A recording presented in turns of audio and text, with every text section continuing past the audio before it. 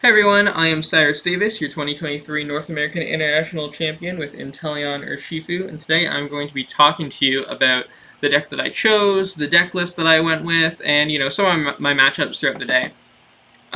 So you see we start with obviously the quintessential 3-3 Inteleon VMAX, 2-2 Urshifu, 2-2 Remoraid. This is just our engine, we Inteleon, use double gunner, put damage on our opponent's bench Pokemon, then have a very efficient one Rapid Strike Energy attack and GMAX Spiral. Also, this being our main attacker against Duraludon VMAX, since we can power it up with 2 basic waters.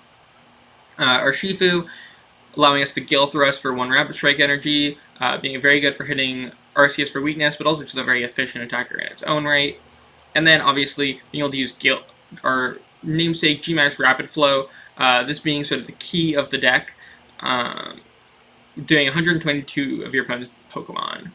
This is very good against Gardevoir, knocking out multiple Curlias in one turn, or knocking out like a damaged Zacian and something else, knocking out Comfeys, dealing damage to Duraludon Vs on the bench before they evolve. Just sort of the bread and butter of the deck. Artillery being our search engine, letting us search for 1 Rapid Strike card per turn, allowing us to keep finding those Rapid Strike energies, the Tower of Waters, our attackers, our 1 of Karina if we get Ionoed, whatever we may need to sort of get our combos off. Obviously, being able to search out the Echoing Horn, very important too. Sort of being our main way to search out Echoing Horn when we want to use it. We have the 1 of Medicham V, this Yoga Loop attack being what enables the deck to work, being able to knock out our opponent's Manaphy and then attack with Urshifu before our opponent can get the Manaphy back, as well as just enabling us to take a lot of multiple prize turns, being able to draw an extra card with Yoga, but by drawing for turn and take prize, allowing us to play basically 2 supporters before our opponent gets to take another turn. Just enabling you to do a lot of interesting things by skipping your opponent's turn. Radiant Alakazam being the key Radiant in this deck, allowing us to move 20 damage from one of our Pokemon to another once per turn, or up to 20. This allows us to set up our Yoga Loop plays with Medicham, as well as just pick off Curlias and Comfeys even without using Yoga Loop. Just take an extra prize if maybe we need to draw a card, or if it just happens to be disruptive for us to Alakazam, a Comfey, and Iono, and then take a knockout on the same turn. Play the 1 of Lumineon. This being better than Squawkabilly just because it's good throughout the game. Be Lumineon to win the game a lot, whether that be Lumineon for Irida for Escape Rope, or Lumineon for Melanie to get a Rapid Flow setup, Lumineon for Research to discard her hand and just find a bunch of pieces, or Lumineon for Cheryl in the mid game can be super game winning, especially if your opponent if you're able to retreat a damaged VMAX, attack with another VMAX, and then Cheryl at some point. That's just your opponent's not recovering from that because of the amount of prize mapping and time they put into putting that damage down. And then Lumineon also searching our Clara, super important piece. It's basically just an Lumineon searchable energy retrieval that can also recover things like Medicham or Alakazam if we start them or have to discard them early. Or if we prize a 1 of Urshifu VMAX and have to discard one, we're going to need to Clara at some point. I'd like to maybe toy around with the draw supporter line a little bit. We have 3 Iono, 2 Irida, 2 Melanie, 2 Research, 1 Karina. I could maybe see cutting 1 Iono for another Karina, just because it can be kind of annoying if you prize it and get Iono'd and you don't have any draw supporter to artillery for. But overall, I didn't have that come up too much at NAIC. I'm pretty happy with the draw supporter line. 3 Iono is really good, but one more Karina might be a little bit better. Double Melanie, super helpful, especially against Arceus and Lugia decks, as you need Rapid Flow multiple turns in a row, or power up a 2 Water Energy Inteleon to hit into Duraludon. Sometimes you even need to just yell Melanie in order to power up a Medicham in one turn without using your Rapid Strike search for Rapid Strike Energy, because maybe you need to use that for Echoing Horn or Tower of Waters. And obviously just being able to draw 3 cards at the same time, very, very powerful. 2 Research, we only play 2 just because we don't have a lot of cards that we're okay with discarding. But when we want to loom in for Research, or a lot of the time we can play our hand down to a pretty low size for Research. But definitely a lot of the time would prefer to use Iono or Karina, just because discarding your hand, draw 7. Although an incredibly powerful effect, obviously the strongest draw card, maybe draw supporter in the history of Pokemon. It's just not as synergistic with our deck as it is for a lot of other decks. The 2 of Irida being sort of what keeps the deck like super consistent, letting us find that energy search if we're struggling to find that energy. Finding Escape Rope early game is always good. Lumen for Irida to get like a Battle VIP pass, and Artillery is always like an instant setup, or like Force Seal Stone for Irida, the same thing. Just sort of what helps us keep the deck flowing, find our missing piece of the puzzle. Maybe we need the Hisuian Heavy Ball to get something out. But 2 ends up being the perfect number. We always want to be able to Luminion for it if we want to. We don't want to like prize one, not have access to that. And we do want to find like an Irida and play it naturally throughout the game at some point a lot of the time. Moving on to the search line, we have 4 Ultra Ball, 3 VIP, 2 Nest Ball, 1 Heavy Ball, 3 Force Seal Stone. Obviously, we could like up the counts on these a little bit. We can go another Battle VIP pass or another Nest Ball, but overall, this felt really strong. I ended up cutting the 4th Battle VIP pass for a 3rd Force Seal Stone because they're basically the same thing turn 1. Or like Force Seal Stone can always be a 4th Battle VIP pass if you open that turn 1 instead of the Battle VIP. So it just felt a little bit stronger. Obviously, I wouldn't go like the full 4 Force Seal Stone, 2 Battle VIP pass because that just doesn't make as much sense. Since you can't, if you have 2 Force Seal Stone in your hand, that is nothing for you. And you do want to use Force Seal Stone in the mid game to find a Cheryl or a Melanie or like a missing piece for the Yoga Loop combo. Maybe to find a Rope or an Echoing Horn. Find your one of Clara. Find a key turn Iono. So if you can avoid using Force Seal Stone early game, you would love to, of course. 2 energy retrieval. I would never go lower, just because you want to like play them naturally. You don't want to have to like search for these. You will at Irida for energy retrieval quite a bit to like enable your Yoga Loop play, but a lot of the time you do want to draw into these naturally to get sort of your attachments going, or get a little bit of extra damage on the board. The one of energy search just being better than a 7th water because it's Irida searchable, and it thins the deck a little bit more than a 7th water does, obviously. A lot of time you can just sort of like have an early game energy drought where you can't find energy, and having the double Irida and energy search as extra outs to that is very good for getting your deck going. Once you have 1 water in the discard pile, you know, your Melanias are online, your Retrievals are online, so it makes a really big difference. 1 of Hisuian Heavy Ball, just being super important because we play all these 1-ofs. We play the 1 of Luminion, 1 of Metasham, 1 of Alakazam. All very important cards to the deck, especially the Metasham and the Alakazam, pretty much being used almost every game. And then there are a lot of matchups where we want to Remoraid or want to Urshifu, so prizing 1 can be really detrimental in those matchups, like Urshifu against Arceus or Miraidon, or Remoraids, again, against Arceus, just because you want to have 2, because they're going to try to boss 1 down, for sure. Then we have the 1 of Echoing Horn. This is just a game-winning card a lot of the time, pulling up like a Celebrations Mew, or just clocking your opponent's bench or something they don't want. Getting back like a low HP 2 prizer, or against like Duraludon, bringing back stuff that you can target with Double Gunner and Painful Spoons. Just like an overall very, very powerful card, because your opponent wants to have like a lot of bench Pokemon against you. They want to have Manaphy, and they want to have their like multiple Ralts or multiple Comfies. And so if you can clog up their bench with cards that they're trying to get rid of and not keep in play, that can just be like a really useful little tool, as well as obviously being like a game-winning card in a lot of scenarios by enabling your Yoga Loop plays or like an extra like 1 prize. Echoing Horn or Escape Rope being like just the 1 of switch card in the deck. Super important though. Your opponent is a lot of time going to try to put up. They have a lot of like attacker options against you that all sort of do the same thing because they're not hitting for weakness with a lot of stuff. Like they can hit Urshifu for weakness with Gardevoir and Inteleon for weakness with Raikou V, but like you're obviously using those matchup dependently. So they have a lot of options for attackers, so it'd be nice to push those back and to pull up some of their like setup Pokemon maybe. Or if they try to like put up the Pokemon that you're going to want to Double Gunner, since you can only Double Gunner to the bench, then it'd be really helpful to push that Pokemon to the bench and set up your Yoga Loop play. And just important to have a switching card in general. We only have 3 Tower of Waters. And we can't always open our Rapid Strike Pokemon. If we open Alakazam or Luminion, we're going to need to Irida for Escape Rope or something like that if our opponent's not knocking that out early. 3 Tower being sort of the perfect count. It's enough for us to always like have access to them off Octillery when we need them and without running out. We don't really need 4 though, just because like we're not going to need that many in a game. But we also don't want, if our opponent's like constantly bumping them, we're going to need access to 3 usually. Then we have 6 water. Felt like enough, especially with the energy search and the 4 rapid strike energy. Obviously a staple. You would never cut one of those because you need to use multiple per game. The deck has like pretty good, very good matchup against Gardevoir and Lost Box. Pretty solid matchups against the rest of the field too. Good matchups against RCS decks. Only really bad matchup is Mew and like a slightly unfavorable single strike Lugia matchup. I didn't hit any Mew or any Lugia. Mew was a pretty safe deck to like take a loss to at NAIC. It wasn't a very good play for the event. Bad matchups against Lost Box. Doesn't have like the it's not always going to beat Guardian. I think it's like slightly favored. But like it was very much on people's radar. Everyone's playing Spiritomb.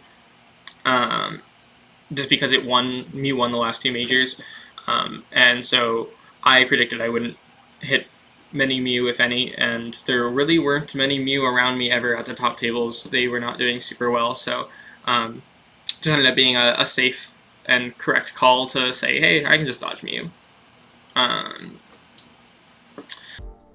The Shuffle Squad is proudly sponsored by Ultimate Guard, PTCGL Store, and Atlas TCG. Check out the description below for discount codes and affiliate links to support the squad. Now it's time for the video. So that being said, let's take a look at what my matchups were throughout the day. I hit round 1.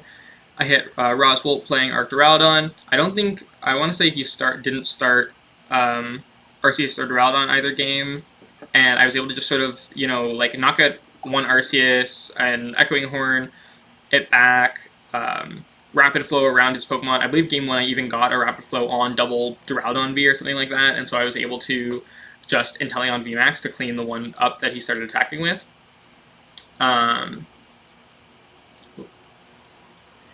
then game 2, I just had a very normal game where I don't even think I really needed to deal with the Duraludon. I think I was able to just attack around it.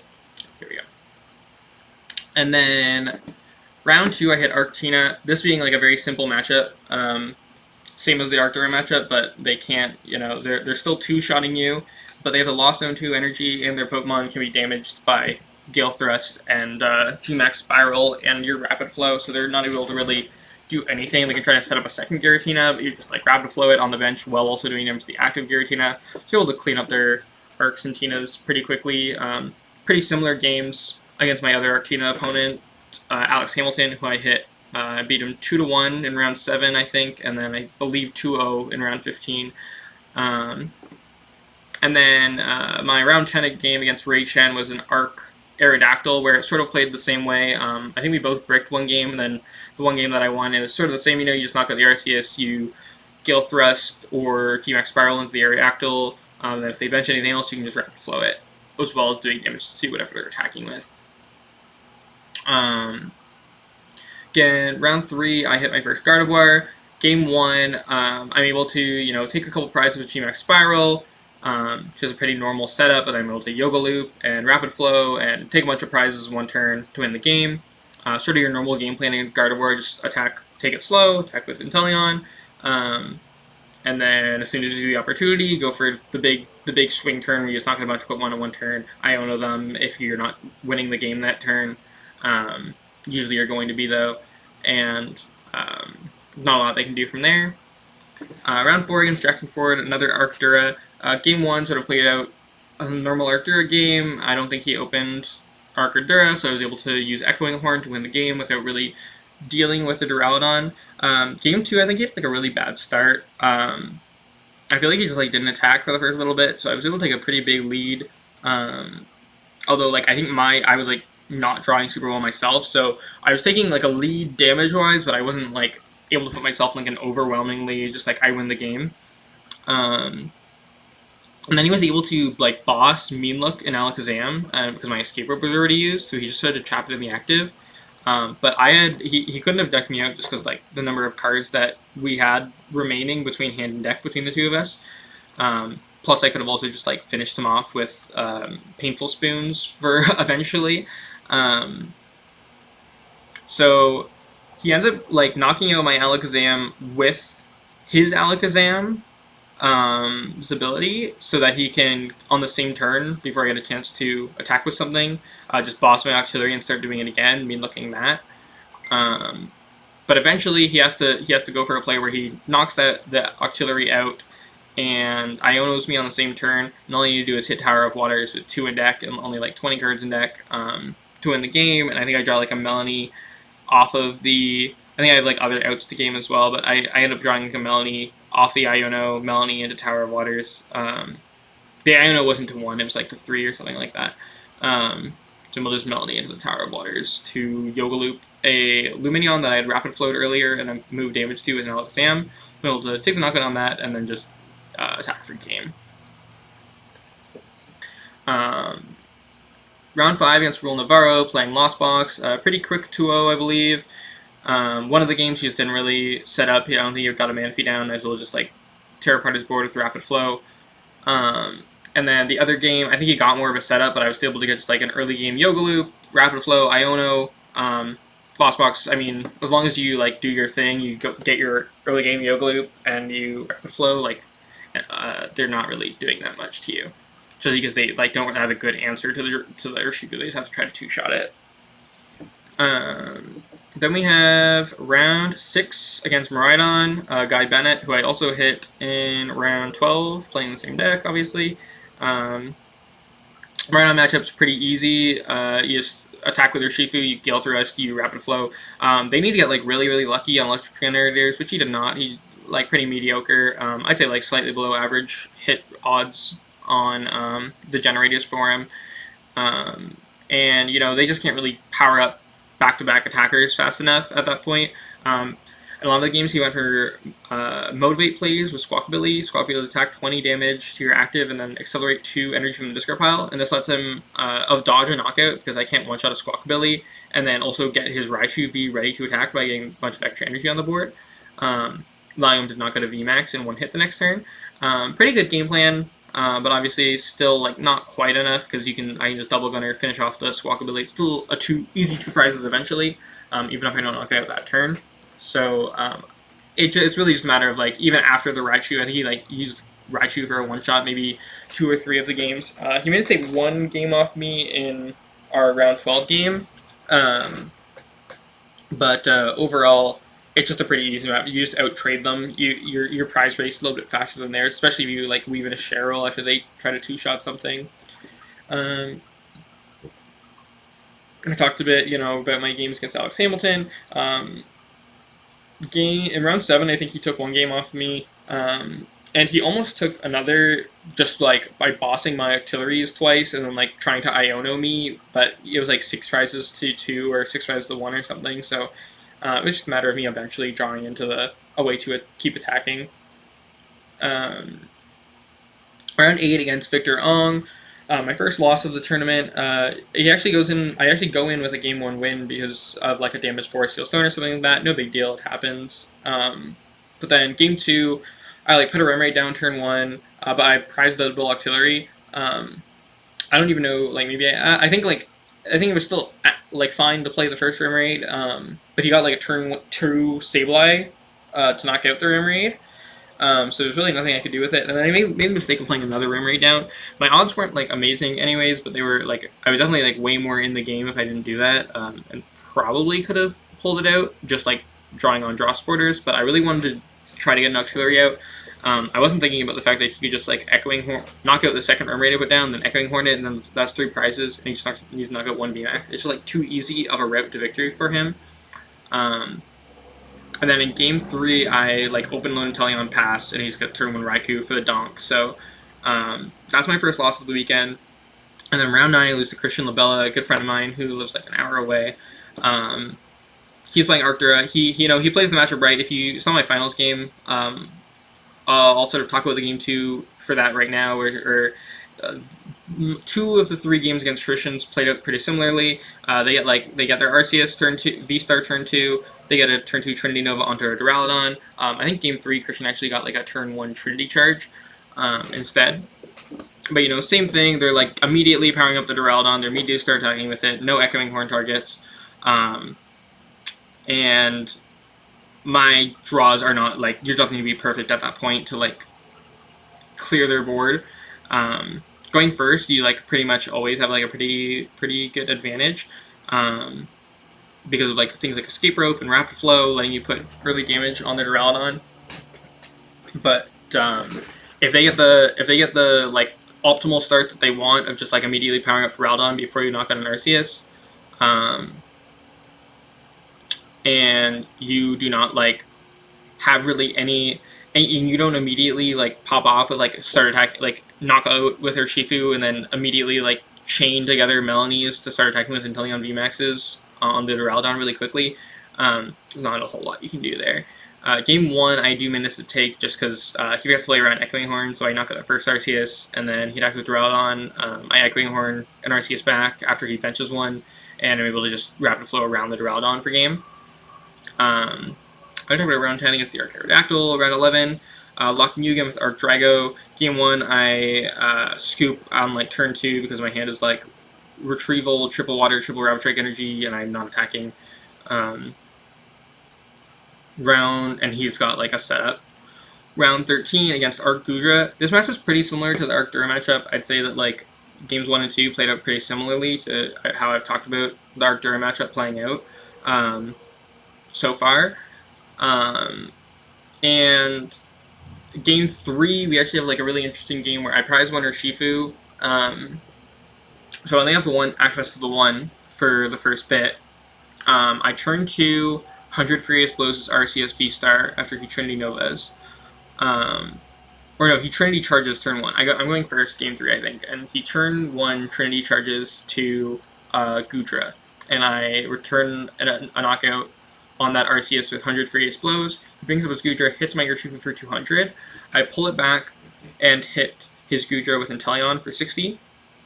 He bosses up the Urshifu, finishes it off. I end up bringing the Inteleon back up, hitting him for 60 again, so now he's at 120. He hits my Inteleon, I Cheryl, hit him for 60 again, so now he's at 180. And then I think he felt like he kind of had the game locked up. I think he just didn't see the line.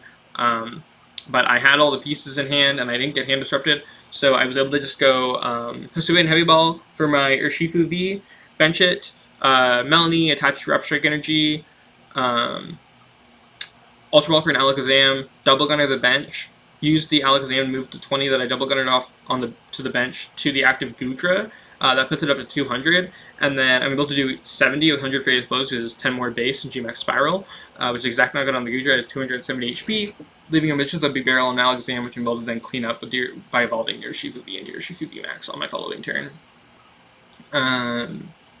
He tries to sort of like get another Gudra V setup, but it's not enough at that point. Round 12 against Guy Bennett, I mentioned earlier. Okay, round 14, Alex Treminsky, Unified Wings. This is sort of the matchup that, as soon as I heard it was in the event, I wanted to hit all day. His Pokemon's HP are so low, and he relies on having a big board full of low HP Pokemon. So, Yoga Loops and Rapid Flows just sort of clean up the board. You can take, like, just, if you attack twice, you Yoga Loop twice, and that's, like, 6 prizes. And they're, like, never one-shotting your Pokemon. So you're able to just clean up their board really quickly. It was a very, very quick 2-0. Round 15, typical Arctina games, as I mentioned earlier, just sort of went how you'd expect. I knock at Arceus, I Rapid Flow, double Giratina, stuff like that. And I'm able to just clean up 2-0 to progress into top 8. I was 8th seed. It was guaranteed. It was supposed to be a clean cut, and there was a DQ, so I got moved to the 7th seed. I would have hit Ian Robb in top 8, whereas instead I ended up hitting Victor Ong again, and this time I'm able to beat him 2-0. Game 1 we have a pretty normal game where he gets this Raikou set up, but he doesn't have like a crazy explosive start like he did in our game 2 and 3 of our round 8 match. So I'm able to use my Yoga Loop. I'm set up. I'm able to Rapid Flow, I'm able to Iono he has like not a huge board setup. I'm able to take my multi-price turns and, do what I'm supposed to do against Lost Box. And then game 2, he isn't able to get his Manaphy down, and I'm able to just Rapid Flow, double Comfy, and Iono him out of like a huge hand on the same turn. And then he can't really put more Comfies down without them just being easy Yoga Loop targets. He tries to like win with a board state that's just like Cram, Sableye, Greninja. I knock at the Cram. And then he forgets to switch cart his 20 damage off of his Greninja before attacking with Sableye. So as soon as he announces Lost Mine, I'm able to just announce Rapid Flow, knock out Sableye Greninja for game. Probably still would have won even if he knocked out, or if he had remembered to switch cart, but he would have left me with like a pretty dead hand, so it would have depended on what I drew off the prizes. Top 4 against Cal Connor. Game 1, he benches Zacian really early to try to attack with it. I start double gunnering it so it can't one-shot an Inteleon VMAX. He ends up going for the 2-shot. I hit him for 140. He pennies it and puts it back down, allowing him to, attack with a fresh Zacian, which he, I think, not that turn, but eventually takes a one-hit knockout with. But by then, I've already taken 2 prizes by just moving damage around. This game was on stream. Great game to watch between 2 now Team Shuffle Squad members. But I'm able to pick up 2 prizes with my Alakazam double gunners on Kirlias and such, which also puts pressure on him to not be able to draw as many cards a turn. And I'm able to then, when he takes the one shot with Zacian, just Yoga Loop, and then Rapid Flow, a Zacian, and a Gardevoir for a 4 prize turn. And then game 2, he has sort of a slower start.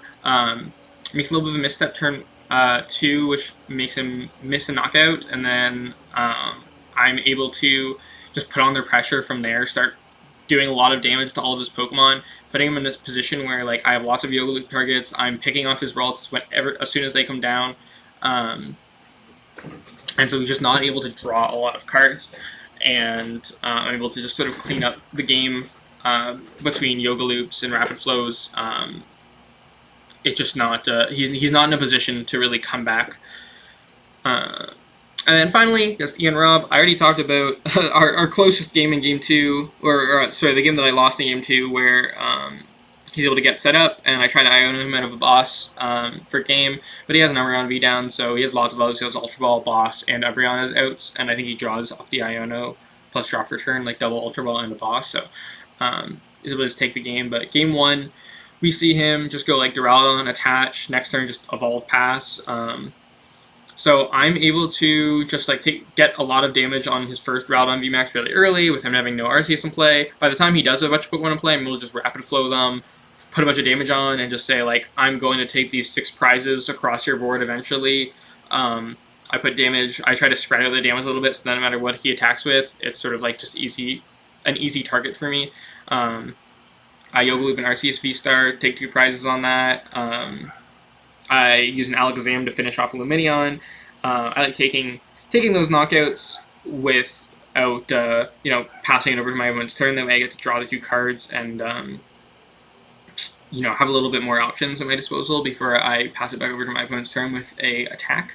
And yeah, I'm able to just clean up the board that way. I Yoga Loop and Arceus, I Painful Spoons onto Lumineon, and I end up just Rapid Flowing a couple times onto Umbreon VMAX in order to set it up to die to Painful Spoons Double Gunners.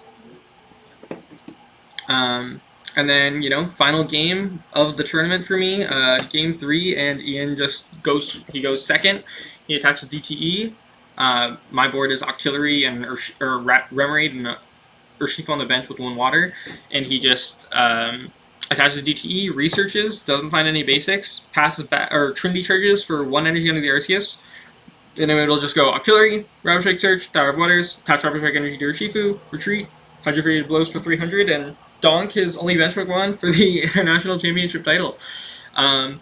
So you call it anticlimactic, or especially exciting because it was a very quick game end to the tournament.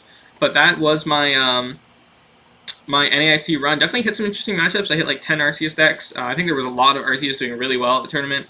So by staying at the top tables, I just hit a lot of Arceus. Had a few Lost Box, a few Gardevoir, was also a great matchup. And then I hit some of the rogue decks. I hit, Unified Minds, I hit Arc Drago, I hit some Rhydons. So I think a pretty average tournament experience. I didn't hit any Mews or Lugias, obviously pretty lucky because of my 2 worst matchups. But I always say in order to win a major, can't be good, you have to be a little bit lucky as well. So thank you everyone for watching. I hope you enjoyed. If you want to see more from me, I don't know when I'll be on the Team Shuffle Squad YouTube channel next, but I write weekly articles for the TSS Patreon. You can find me on Twitter at Cyrus Davis TCG, and you can find me on Metafy at Cyrus Davis. Whether you need like a good coach for Inteleon Urshifu, a good Inteleon Urshifu player to test against, you want to know how to play against the matchup, you want to know how to play specific matchups, or I'm very versed in a wide variety of decks. I keep pretty up to date with the format. So whatever you may need help with, you can find me on Metafy at Cyrus Davis. Thank you everyone for watching, and I hope you have a great night. You made it to the end. Thank you so much for watching this entire video from the Shuffle Squad.